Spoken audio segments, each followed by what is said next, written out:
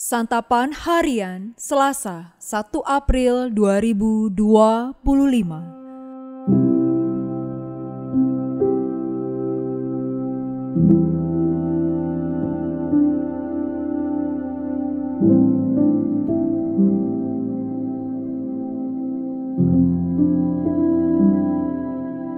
Inilah program Santapan Harian, sebuah program yang mengajak Anda menelusuri isi Alkitab, agar Anda menemukan makna firman Tuhan sesuai dengan konteksnya.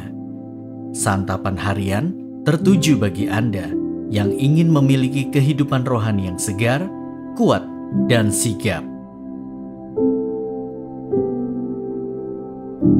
Hari ini kita akan membaca Imamat pasal 23 ayat 15 hingga ayatnya yang ke-22. Namun sebelumnya, mari kita berdoa. Di dalam keteduhan jiwa bersama-Mu ya Kristus, terangilah hati dan pikiran kami yang saat ini siap mendengarkan firman-Mu. Di dalam nama-Mu Kristus, kami memohon. Amin. Imamat 23 ayat 15 sampai yang ke-22.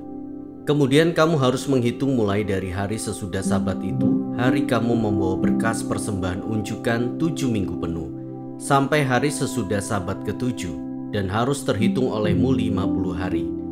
Lalu kamu harus mempersembahkan kurban sajian yang baru kepada Tuhan. Dari tempat kediamanmu kamu harus membawa 2 roti unjukan yang dibuat dari 2/10 eva tepung terbaik, dan yang dibakar sesudah dicampur dengan ragi sebagai buah sulung bagi Tuhan. Bersama roti itu kamu harus mempersembahkan 7 ekor domba berumur setahun yang tak bercela, 1 ekor lembu jantan muda dan 2 ekor domba jantan. Semuanya itu harus menjadi kurban bakaran bagi Tuhan bersama dengan kurban sajiannya dan kurban-kurban curahannya, suatu kurban oleh api yang aromanya menyenangkan bagi Tuhan.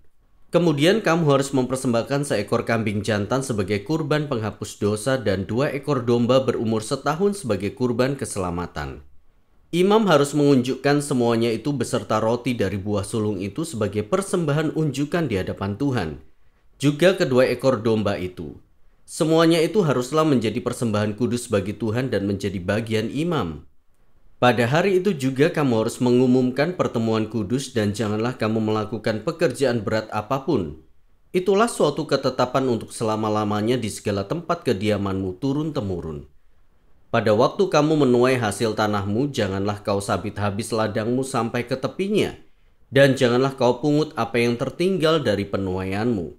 Semuanya itu harus kau tinggalkan bagi orang miskin dan pendatang. Akulah Tuhan, Allahmu.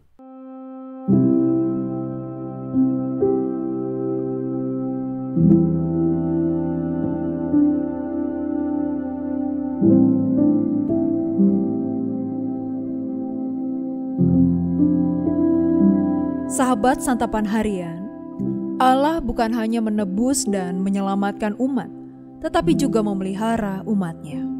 Ketika umat Allah melakukan perayaan, hal itu dilakukan bukan untuk berpesta pora, namun perayaan dilakukan untuk mengenang dan memelihara karya penyelamatan Allah di dalam hidup mereka.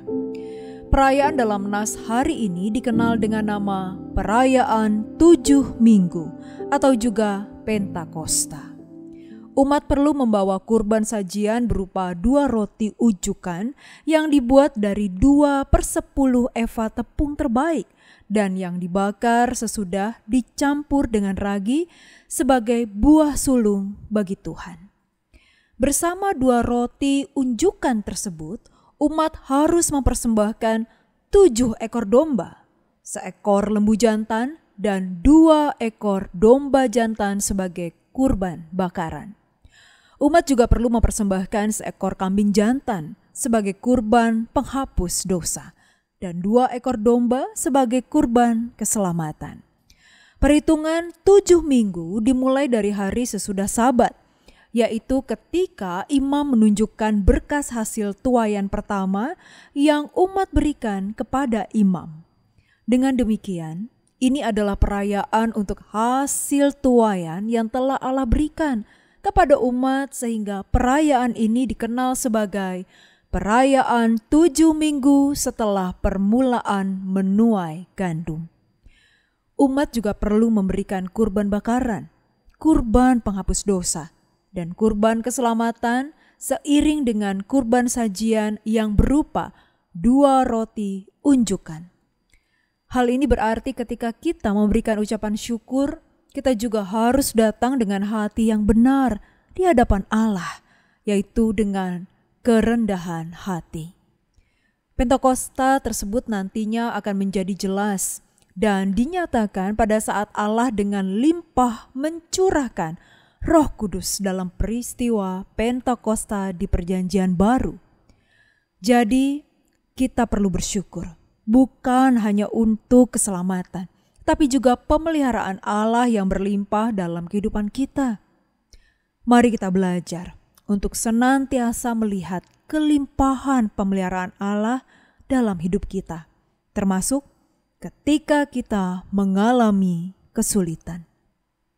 Mari kita berdoa.